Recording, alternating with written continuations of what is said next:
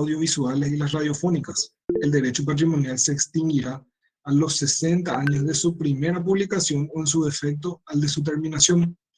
Esta limitación no afectará el derecho patrimonial de cada uno de los coautores de las obras audiovisuales y radiofónicas, respecto de su contribución personal a los efectos previstos en el segundo párrafo del artículo 12, ni el goce y el ejercicio de los derechos morales sobre su aporte. Entonces vamos a desgranar un poquitito, que dice el artículo 49. Obras colectivas, ¿alguien me puede decir qué es, de acuerdo a la definición de la ley de derecho de autor? Podría ser varios autores, autor, de una sola obra. Correctísimo, correctísimo. Los programas de ordenador no son otra cosa que el software.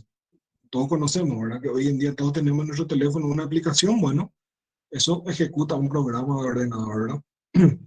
Las obras audiovisuales y las radiofónicas son aquellas que hacen los productores, ¿verdad? Y hacen un contrato de edición. Entonces, dentro de ese contrato de producción, perdón, normalmente los artistas, autores, intérpretes, ejecutantes, hacen una sesión a favor del productor, quien corre con todos los riesgos de la producción de ese contenido audiovisual. Entonces, se le reconoce también al productor eventualmente una protección de 60 años. Eso quiere decir, o habla exclusivamente de los derechos patrimoniales, no así de los derechos morales. Vamos a poner un ejemplo clásico. Cualquier artista que ustedes me puedan citar en este momento hace sus videos, sus programas, sus grabaciones, sus interpretaciones. Ellos le ceden a un productor, en este caso puede ser, no sé, Sony Music, ¿verdad? Por poner un ejemplo, sus derechos patrimoniales. Ellos cobran un caché por hacer o elaborar un contenido audiovisual y ceden los derechos de explotación al productor, que en este caso el sello discográfico. Igual, el sello discográfico siempre tiene que respetar quién es el autor, el material, cuándo se consigna y la fecha de divulgación, como para que ellos puedan establecer los plazos de vigencia de esos derechos patrimoniales.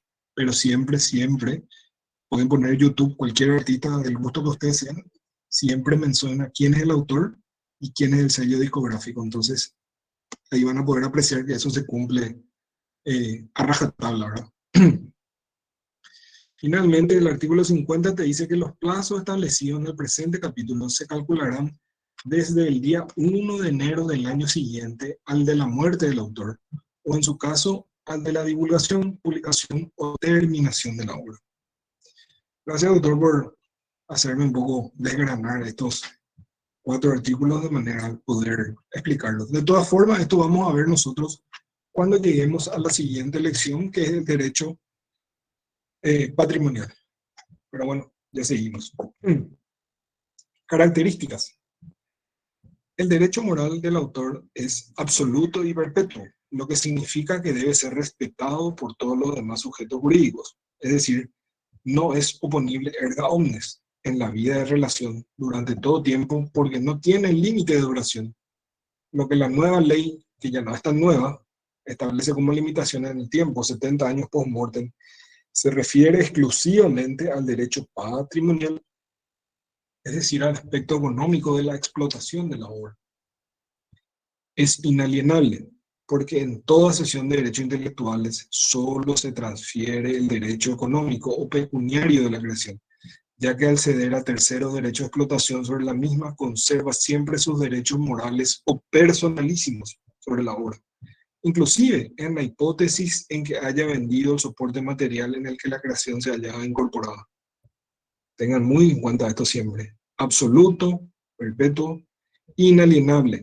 El derecho moral de autor también es imprescriptible, porque no puede ser adquirido por la vía de la prescripción o usucapión, ni puede perderse de esta forma de adquisición de derechos. Igualmente es inembargable, porque no tiene un contenido pecuniario. Por consiguiente, no puede ser objeto de restricción por ninguna medida de ejecución por parte de los acreedores, siendo de existencia inmaterial. Es justamente el atributo del derecho moral del autor la circunstancia que pone en evidencia las diferencias entre los derechos intelectuales y los derechos reales de dominio. Doctor. Más adelante. Sí. Sí, usted dijo que el derecho patrimonial post-mortem dura 70 años, ¿verdad? Correcto. Gracias, doctor. Más adelante, el artículo 18 detalla cuáles son los derechos morales al preceptuar que son derechos morales. El derecho a la divulgación de la obra, el derecho a la paternidad de la misma, el derecho de integridad y el derecho de retiro de la obra del comercio. Entonces, ¿qué quiere decir esto? Siendo vos autor de un libro, de una obra audiovisual, de una poesía, lo que sea, vos tenés estas 4 prerrogativas siempre. Esto no se discute. Esto está ahí porque es extensión de tu actividad creativa, de tu personalidad, y son prerrogativas ceñidas exclusivamente al creador de la obra, que vamos a desgranar ahora. Primero, derecho a la divulgación de la obra. La divulgación de una obra consiste en la comunicación de la misma al público, en la sustracción del seno de la intimidad del autor para ser dada a conocer a los demás. La divulgación supone para el creador la publicidad y exposición de su trabajo y de su propia reputación a la crítica. No puede, pues, otra persona que no sea el creador quien decida la divulgación de su trabajo creativo, o sea, el producto de su ingenio. Mientras no se publique la obra, lógicamente esta se considera inédita, perteneciente solo a la esfera personalísima e íntima de su creador. Esto dijo el profesor Ricardo Antequera Parilli en su tratado del mismo nombre, Derechos de Autor y Derechos Conexos. Segunda prerrogativa, y para mí siempre el más importante, ¿verdad? La paternidad de la obra. La paternidad de la obra en el derecho consiste en que el creador reconoce como tal a su creación y tiene la facultad o el derecho de exigir y obligar a que el nombre del autor aparezca indicado expresamente en la misma, directamente como su autor o con el seudónimo escogido libremente por él mismo, y que su creación no se divulgue en forma anónima. ¿Qué quiere decir esto? Nosotros tenemos la facultad de arrogarnos la titularidad, la paternidad de una obra nacida de nuestro ingenio. Nadie te puede negar eso. En consecuencia, el derecho a la paternidad puede considerarse desde un doble aspecto: derecho de un nombre o seudónimo y el anonimato. La justificación del derecho a la paternidad en su doble aspecto encuentra tanto en el legítimo anhelo de fama que podría tener cualquier autor o creador o que lleve una actividad creativa, así como también en el legítimo derecho que tiene de pasar en el anonimato, que su obra permanezca totalmente anónima, porque estando, qué sé yo, entramos ahí en cuestiones relativas como el honor y la fama, a mucha gente no le gusta, ¿verdad? Entonces, esa también es una atribución del autor, ¿verdad? Derecho a la modificación de la obra. ¿Qué quiere decir esto? Acá tenemos hablamos de la integridad de la misma. ¿Qué quiere decir esto? Que el derecho a la modificación de la obra permite al autor que aun cuando ésta haya sido divulgada, conservar el derecho de modificarla como consecuencia lógica del derecho de crear, que antes de una nueva edición o de una reimpresión pueda sentir la necesidad de corregir o aclarar unos conceptos o de mejorar el estilo, de hacer conclusiones o presiones con el objeto de perfeccionar aún más su obra. ¿Qué quiere decir esto? Esto afecta directamente la integridad de la misma. Solamente el autor y nadie más que el autor tiene la potestad discrecional de poder introducir modificaciones que él considere convenientes para mejoramiento barra perfeccionamiento de su obra.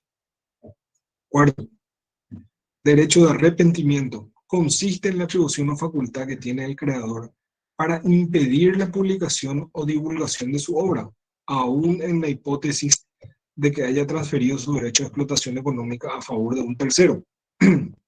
Nuestra ley de derecho de autor prevé en su artículo 18, número 4, el derecho de retiro de la obra, como uno de los derechos morales del autor. El artículo 22 del mismo inclusive va más allá, porque dispone que por derecho de retiro de la obra del comercio, el autor tiene derecho de suspender cualquier forma de utilización de la obra, siempre que existan graves razones morales apreciadas por el juez, indemnizando previamente a terceros por los daños y perjuicios que pudiera ocasionar. Pero, si el autor decide reemprender la explotación de la obra, deberá ofrecer preferentemente los correspondientes a la anterior titular en condiciones razonablemente similares a la previa. Entonces acá el derecho establecido en el presente artículo se extingue a la muerte del autor y no será aplicable a obras colectivas, a las creadas en el cumplimiento de una relación de trabajo o en ejecución de un contrato de obra por encargo. Y esta es una variable, ¿por qué? Puesto que acá lo que la explotación de los derechos patrimoniales queda a favor del comitente. Esto coincide con el Código Laboral y es como cualquier otra cuestión eh, de un hecho realizado en relación de dependencia. Contrato de traducción, disposiciones legales que rigen la materia. Desde luego que muchas veces, muchas obras, casi la gran mayoría de las obras literarias que trascienden las fronteras y son notablemente conocidas, muchas de ellas, casi todas fueron escritas en idioma, en otro idioma, ¿verdad? Entonces, siempre se planteó la disyuntiva de qué pasaba con quien tenía los derechos patrimoniales sobre una traducción, eventualmente de una obra que ya estaba, por ejemplo, en el dominio público.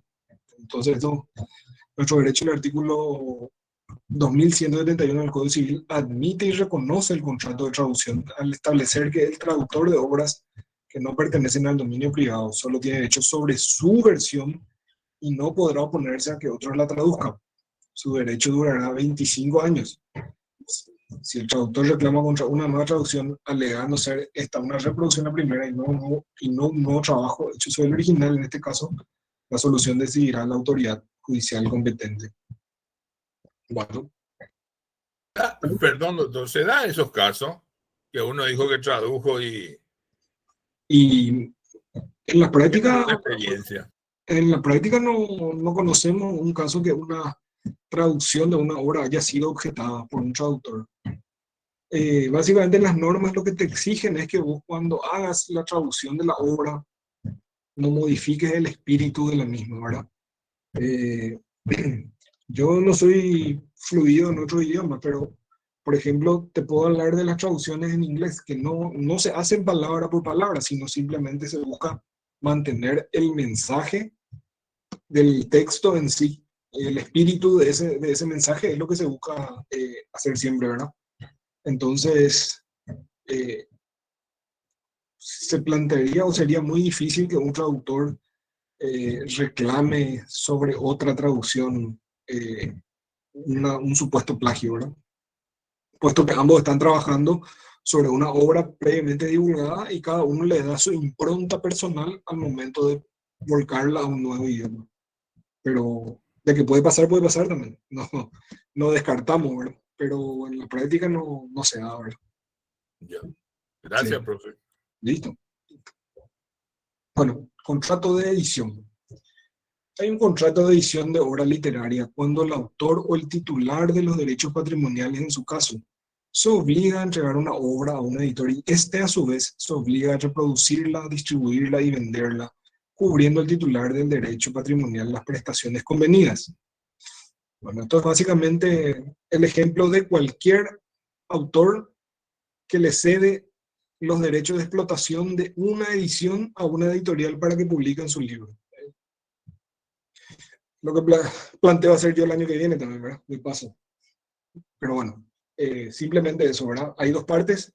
Está el autor, que siempre va a tener los derechos morales reconocidos, y por otro lado, conviene con la editora, la imprenta o bien quien sea, las normas eventuales y las condiciones en las cuales van a explotar su obra. Es decir, algunas imprentas te pagan por tiraje, otras te pagan por edición, te pagan un fijo, otras te pagan un porcentaje sobre cada libro vendido. Las posibilidades de negociar esto son meramente comerciales y depende de la creatividad y habilidad de cada autor a la hora de negociar. Total, al final eso lo que se hace es instrumentar después en un contrato eventual de edición, ¿verdad? Doctor, ¿el autor puede poner límite al precio que no sea excesivamente caro o excesivamente barato, por ejemplo? Podría ser una de las condiciones. Puede el autor. De que puede. De ahí a que la imprenta la acepte, porque normalmente la imprenta ya maneja el mercado y sabe qué valor puede darle a esa obra y ellos tienen ya su margen de ganancia. No nacieron ayer la imprenta, ojo. Pero sí, se le podría poner condiciones en las cuales no se fijen precios abusivos, ¿verdad? Y para que esa obra tenga la mayor exposición y difusión posible, ¿verdad? Normalmente, dentro de los borradores de contrato de las ida y vuelta se termina fijando un precio en el cual ambas partes quedan satisfechas, ¿verdad? Tanto el autor como la imprenta, ¿verdad? La imprenta luego no te va a proponer un negocio que a ellos no les va a resultar lucrativo, ¿verdad? En No teoría. son, no son, disculpe doctor, no son las editoriales las que fijan el precio. Sí, sí, casi Acá, siempre sí. en Casi algunas veces, algunos libros de texto son extremadamente caros. Y sí, doctor. Pasa que ahí entramos en otra cuestión relativa, ¿verdad? Entre la oferta y la demanda, pues ya hay. No hay un ente regulador de precios de los materiales sobre obra, ¿verdad? Casi siempre son las editoras quienes te fijan y ellos ya hacen un estudio de mercado y ya tienen bastante claros los números en los cuales ellos pueden agotar una tirada, una edición. Acuérdense que para la imprenta no es negocio tampoco poner precios extremadamente caros que después otra vez terminen ocupándole lugar en su depósito. Entonces, ellos casi siempre tienen ya un estudio de factibilidad de a cuánto vender una obra y el plazo inclusive en el cual tienen que darle una salida a todas esas obras que están ellos imprimiendo. Profe, Sí, y cuando el autor fallece, por ejemplo, ¿qué pasa con las editoras? Ellos se quedan cobrando una regalía. normalmente las editoras cobran por esa edición. El autor Ah, le vende por esa edición y esa edición tiene un tiraje de 3.500 libros, ponele, ¿verdad? Vamos a poner un ejemplo. claro.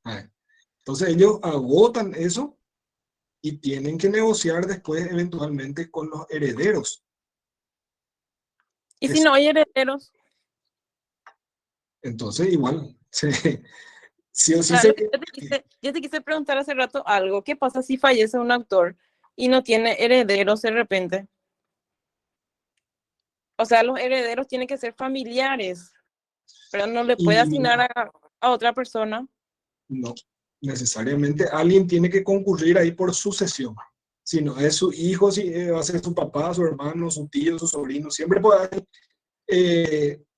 derechohabientes, tanto en la línea ascendente como descendente, y si no se encuentra ahí, va como colateral. Ah, ya. A Bueno, alguien entonces sí o sí, la editorial. sí o sí a alguien le va a tener que adjudicar, o sea, en la sentencia de declaración de la sucesión se le declara heredero sí o sí a alguien, no importa si es tu papá, puede ser tu tío, tu hermano, tu sobrino lejano, alguien tiene que terminar. Ese alguien tiene después la responsabilidad de seguir con la explotación de eso. Él es el Ok, que tiene que dar. gracias, Doctor, profe. ¿y si no hay, eso pasa directamente a dominio del Estado? Y en el último caso, sí. En el último caso. Se agota primero Pero, la línea de descendientes o de la línea sucesoria y después pasa el dominio al Estado. Y cuando pasan los 70 años post-mortem, pasa al dominio público del Estado. De todas formas, eso a la larga termina dentro del ámbito estatal. ah, Así es. Pero primero trata de adjudicarse a los derechohabientes, ¿verdad? Sí, o sea, no puede ser, por ejemplo, que le dejó de heredero a un primo. Pasaron 70 años, o Manuel y primo, y no, el primo no le puede dejar otra vez a otra persona, tipo, no, ojo más para el Estado eso. ya no, pasa al Estado. Son Ah, 70 años post-mortem. Después termina, se agota eso. bueno, gracias, profe. Dale, listo. Bueno, seguimos entonces. Históricamente, el contrato de edición surge fundamentalmente en la figura de la edición de libros, pero a la que progresivamente se le van extendiendo otras formas de reproducción de las obras intelectuales, tales como las obras musicales, los dramáticos musicales, las cinematográficas. ¿Qué dice esto? El artículo 92 de nuestra ley de derecho de autor. El contrato de edición es aquel por el cual el autor o sus derechos habientes, fíjense que ustedes estaban preguntando recién esto, sus derechos habientes, ceden a una persona llamada editor el derecho de reproducir y distribuir la obra por su propia cuenta y riesgo. que dice el artículo 93. Acá están los distintos requisitos que debe reunir un contrato de edición para que sea considerado como tal, independientemente de las cuestiones básicas, como la voluntad de las partes, identificación de domicilios. Acá se tiene que poner expresamente quién es el autor identificado, qué obra, si la obra es divulgada o inédita, el ámbito territorial del contrato. ¿Qué quiere decir esto? Si yo te cedo la explotación de un tiraje para Paraguay nomás, o si vos también vas a vender para Mercosur, o a vender, traducir y vender en Estados Unidos, se fija eso dentro del contrato. Si la cesión que le confiere al editor puede ser exclusiva, o si solamente es para un determinado número o si puede reproducir otra editorial. El número de ediciones autorizadas, normalmente se hace edición por edición. El plazo para la puesta en circulación de los ejemplares de la única o de la primera edición. El número mínimo y máximo de ejemplares que alcanzará la edición o cada una de las que convengan. Los ejemplares que se reservan el autor a la crítica y la promoción de la obra. Remuneración, esto es muy importante para todos ustedes que hacen actividades creativas, ¿verdad? Nadie trabaja gratis. El plazo dentro del cual el autor debe entregar el original de la obra al editor, la calidad de la edición y la forma de fijar el precio de los ejemplares, que justamente es lo que había preguntado anteriormente un compañero, ¿verdad? Casi siempre la editora ya tiene los números y bueno, es cuestión de ver qué porcentaje le alcanza al autor para firmar el contrato de cesión. Cuando tenemos vacíos legales, o cuando no se firmó y siempre hay trato de palabra nomás, bueno, a falta de disposición expresa en el contrato, se entenderá que la obra ya ha sido publicada con anterioridad. El ámbito geográfico se entenderá que es restringido al país de la celebración del contrato, es decir, si no hay una jurisdicción expresamente declarada, es Paraguay. Si se cede al editor el derecho de una sola edición, esto es una presunción a favor del autor, que quiere decir esto, pero si no, la imprenta te sacan cuantas ediciones quieran, si es que eso no está bien delimitado. El número mínimo de ejemplares, que es de 500, el editor podrá imprimir una cantidad adicional en cada pliego no mayor del 5% de la cantidad autorizada, en este caso de 25 ejemplares más. Y los ejemplares adicionales que resulten sobre esta cantidad estipulada serán tenidos en cuenta en la remuneración del autor cuando éste se hubiera pactado en relación con los ejemplares vendidos. El número de ejemplares reservados al autor, a la crítica de la promoción, normalmente un cierto número de estos se da para firmar, autografiar, le da los que te ayudaron en colaboración, para promoción de eventos, para donación. El libro del profe, por ejemplo, está en la biblioteca de la Facultad Nacional, de la Universidad Nacional, y también en la Biblioteca Nacional. Y la remuneración del autor, ¿verdad? Que normalmente, si es que no se negocia por separado, es 10% sobre el precio del ejemplar de cada ejemplar vendido al público. Y también que se deberá entregar el ejemplar original de la obra al editor en el plazo de 90 días a partir de la fecha del contrato. La calidad de la edición mínimamente debe ser media y el precio del ejemplar público será fijado por el editor, así como los descuentos a mayoristas y minoristas, sin poder elevarlo al extremo de limitar injustificadamente su comercialización. Eso es lo que vos dijiste, doctor, hace rato. Bueno. El contrato de edición es una modalidad contractual compleja, no puede ser confundido con otros contratos como con el contrato de venta, porque el autor, fíjense bien, no transfiere los derechos de su propiedad de su obra, le autoriza expresamente a la edición y explotación por una edición. Eso no quiere decir que vos estás cediendo tu obra, le estás dando para que otro fabrique y corra el riesgo y te pague por eso. Y no constituye un contrato de arrendamiento, ya que no se entrega o transfiere la obra, sino que se transfiere, se entrega es un soporte que contiene la obra, porque la obra como tal es inmaterial. Tampoco debemos pensar contrato de trabajo por subordinación por parte del contrato de edición. Es que no existe una relación de autor hacia su editor, que es distinto a un contrato realizado en relación de dependencia, que vamos a ver también más adelante. No representa un contrato de sociedad, ya que el autor no participa en la utilidad o pérdidas sociales del editor, más aún este se encuentra obligado a pagar la remuneración convenida aun cuando la edición de la obra le haya generado pérdidas. Claro, ese es el riesgo que cada uno asume. Bueno, con esto terminamos la clase por hoy y quedo abierto a las preguntas.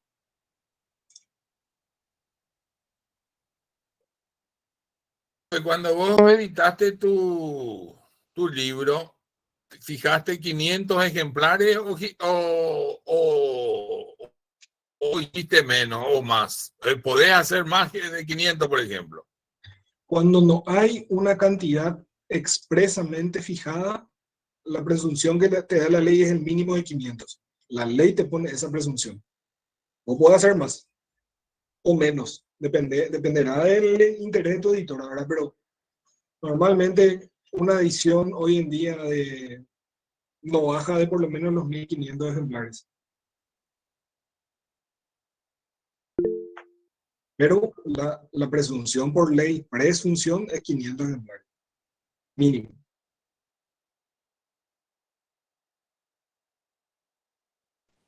¿Y a partir de cuántas páginas se puede considerar un libro, profe? Esa era mi No hay pregunta. no hay un tipo de, un mínimo de páginas que pueda considerarse para que tu obra sea considerada como una obra literaria. Simplemente dependerá de tu creatividad. Puede tener... Yo una vez fue y tipo, lo que pude investigar fueron 20 páginas, a partir de 25 páginas. Y está bien. Es tu creación. Si eso vos podés plasmar en una hoja, es tu creación y ya vale como tal, ¿verdad? No hay nada. Sí, Sí. para textos universitarios, a ver, maestrías, doctorado y cosas así, bueno, sí, tenemos una cierta cantidad de normas que tienen un mínimo de material, mínimo de contenido, mínimo de bibliografía, pero eso es más bien cuando uno le da un formato científico. Si el doctor Sosky quiere escribir algo sobre medicina y lanza un manual, bueno, de investigación científica, seguramente va a tener que seguir un formato APA con todo el rigor que exige una investigación científica. Pero si la señorita quiere hacer, por ejemplo, quiere plasmar una obra que se le ocurrió, tipo poesía, tipo cuento, tipo lo que sea, no hay una duración mínima. Pero lo Siempre hay... bueno es que tipo, cualquier persona puede puede escribir un libro, qué sé yo, voy a escribir la historia de mi vida y sin necesariamente ser un artista, cualquier persona puede plasmar sus ideas en un libro, ¿verdad? Absolutamente. Lo único que tiene que ser es que tiene que salir de tu persona y tener que poder plasmarlo aunque sea en un procesador Word y guardar en un CD. Sí. Así nomás. Gracias. ¿Listo? Profe, y con relación a esos programas, software, todo lo referente a tecnología, computadora, esas cosas, ¿cómo es ese el tema? Bueno, ese vamos a leer en la lección número 6, que es protección de los derechos conexos, ¿verdad? Pero te voy a explicar. En realidad, ahí lo que se protege es el código fuente. ¿Qué quiere decir eso? Vos le agarrás, le contratás a un programador, el programador te desarrolla una conducta o un patrón de qué es lo que vos querés que haga ese tu programa de datos, ¿verdad? Depende exclusivamente de qué es lo que vos estás buscando, ¿verdad? Mucha gente, te voy a poner un ejemplo, las plataformas de intermediación de servicios de transporte, Uber, Move, Bolt, lo que sea, todas esas tienen un código fuente que hace cuya función es conectar al usuario con la persona que te ofrece ese servicio de transporte. Y te hace una facturación y te da un porcentaje para ello por intermediario y otro para el chofer, ¿verdad? Bueno, eso es lo que se protege como derecho de autor, porque no podemos proteger de otra forma, porque la tecnología avanza demasiado rápido y no hay forma de equiparar una protección legal como una invención de una patente que te dura 10, 15 años solamente para que te concedan, y un programa ordenador. El programa ordenador a los 6 meses ya es obsoleto. Mientras tanto, tu solicitud de patente está todavía durmiendo, ¿verdad?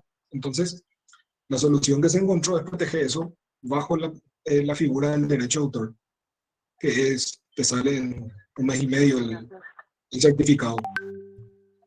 Pero básicamente eso, se protege los patrones de conducta y de funciones de un programa ordenador. Y eso se hace en el código fuente. Eso solamente el programador puede tocar. Profesor, una consulta. Cuando hay varios autores y uno de ellos llega a morir, ¿qué pasa en ese caso? El plazo para la explotación corre a partir de que fallezca el último autor. Sí, profe, con respecto a la pregunta de la compañera, es el artículo 47. Son 5, pongámoslo que son 5 colaboradores, ¿verdad? Lógico, el plazo va a computarse desde la muerte del último coactor, ¿verdad? En cuanto a porque el libro va a seguir vendiéndose.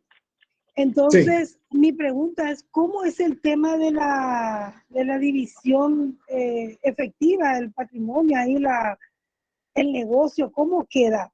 ¿El primero que falleció sigue cobrando normalmente o hay que esperar que muera este último entre los 5 para después hacer la repartija general?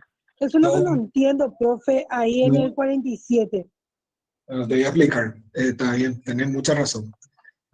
La cuestión es así, si tenés 5 coautores, ¿verdad? Entonces las ganancias que genera esa obra se dividen entre 5, en partes iguales. Si uno de ellos falleció pero los otros viven, cobran los vivos y cobra la parte que le correspondería al fallecido, cobran sus herederos.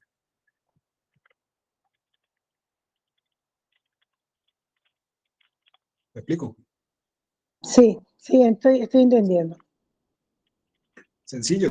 Cuando fallece el autor, automáticamente por declaración de heredero, entran a percibir la regalía de las obras que se pueden generar los herederos. Hijo, pariente, hermano, primo, alguien. Nunca nadie está solo en este mundo. Sería muy raro que no haya herederos declarados, ¿verdad? Y si está solo, un caso así, si esté solo, su parte se divide entre los otros 4. Sí.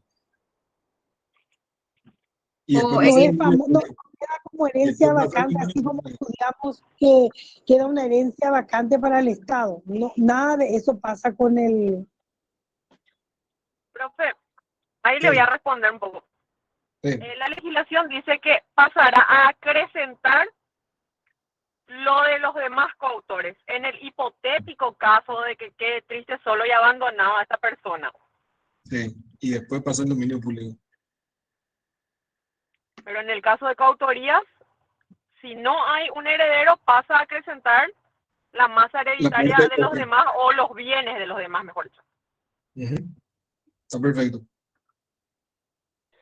O sea, esto sería en caso de coautoría, profesor. Sí. Perfecto. Profe, ¿y el autor podría cambiar de editor posteriormente que haya salido el libro? A que haya salido editorial. A ver, ahí explico, ¿verdad? Sí. Normalmente los contratos de edición se hacen por una edición con X cantidad de tiraje. Después está en potestad absoluta del autor renovar por otra edición con esa misma editora o bien cambiar de editora, ¿verdad? También, como es creador y tiene el derecho moral de retiro de la obra, puede evitar que esa editora divulgue esa obra, pero le tiene que pagar nomás. Y le tiene que indemnizar a la editora si es que no quiere trabajar con ella, ¿verdad? Las posibilidades son muchas, pero definitivamente puede cambiar también de editora más adelante, ya sea por no renovando el contrato o rescindiendo, y bueno, pagando la multa, ¿verdad? La cláusula penal por rescisión de un contrato en forma anticipada. Sí, profesor, perfecto. Profe, pero esa rescisión de contratos también se puede establecer, ¿verdad? Como una normativa dentro de un contrato.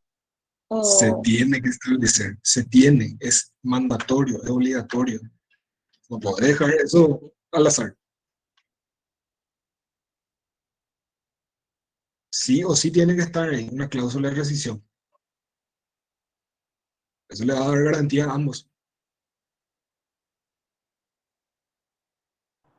Como todo contrato tiene que tener esa cláusula. Correcto. Así mismo. Por eso hablamos de que esta materia tiene un poco de todo. Tiene un poco de derecho de obligación, un poco de contrato, un poco de derechos reales, pero no hace al todo de la rama. Por eso es sui generis. Que era lo único que tenían que escribir en la respuesta de la clase pasada y no ponerme todo el texto de lo que envió, incluso el delegado. Yo entiendo que voy a ver si para la próxima clase voy a buscar un contrato de edición que ya esté vencido y que no tenga cláusula de confidencialidad. Y voy a ver si les puedo mostrar de manera que ustedes tengan, por ejemplo, de cómo se negocia entre una editora y el autor. Estoy seguro que tengo que tener alguno que no es confidencial y que ya es bastante, tiene ya bastantes años y que la edición ya está agotada. Entonces, voy a tratar de conseguirles eso para que ustedes también puedan ver. Mi idea luego es, en algún momento, mostrarles un certificado expedido por la Dirección Nacional de Propiedad Intelectual, donde se le adjudica la obra a un autor, un registro de marca, un registro de modelo, un registro de patente, como para que ustedes puedan también tener bien en concreto las distintas instituciones y, por supuesto, también las obras de derecho de autor. No se apuren, porque es muy linda la materia, es muy amplia, vamos a ver de todo. También la protección de contenidos audiovisuales también vamos a ver mucho. Y las distintas implicancias.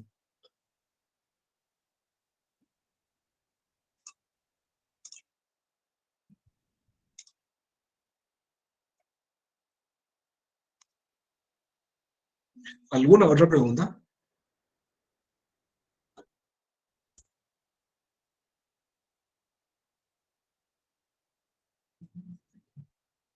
No sé si me estoy adelantando, pero así mirando rápidamente el artículo sobre el artículo 79, los artículos periodísticos. ¿Quién es el que tiene derecho de autor? ¿Es el periodista o es la radio? Ya ha fallecido el periodista. Bueno, ahí el periodista, señora, está cumpliendo funciones en relación de dependencia porque está escribiendo para un medio. En este caso. Entonces, quien tiene la potestad de quedarse con el material generado por su empleado es el medio. Normalmente en los contratos de trabajo hay una cláusula expresa que el periodista o el productor o el fotógrafo, quien sea, le hace toda la cesión de lo producido a su empleador.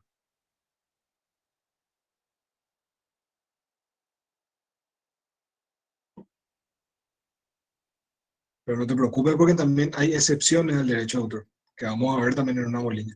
¿Cuáles son las excepciones?